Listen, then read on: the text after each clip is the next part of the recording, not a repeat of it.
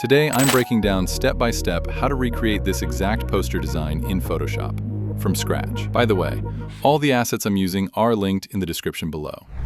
Now, with everything imported into your editor, let's start with our main subject. Head over to the Filters tab and open up Camera Raw Filter. We want to bump up the brightness and contrast here.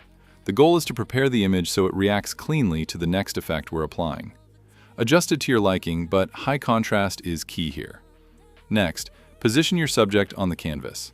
I'm going to align mine towards the bottom left. Once you're happy with the placement, add a threshold adjustment layer.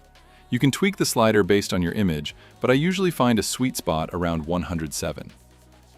Now, rasterize your main layer, grab the burn tool, and brush over a few areas to bring out those hidden shadow details. Once that looks good, convert both the threshold and main layer into a smart object to merge them.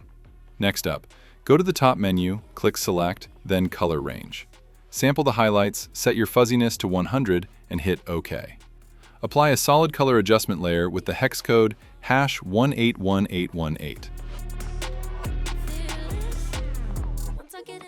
Then, jump to your background layer, set its color to #B64656, and draw a solid rectangle to fill the canvas.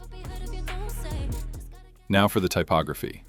I like to use a mix of vertical and horizontal text layouts to give it that chaotic energy, but feel free to experiment with your own layout. I've listed all the font names in the description as well.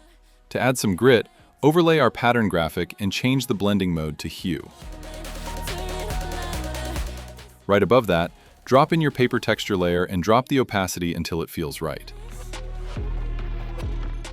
Now, here's the secret sauce, the mini accent graphics. These subtle details are what make a Brutalist poster pop. Here, I'm adding an age restriction badge with a dark rectangle behind it to separate it from the background.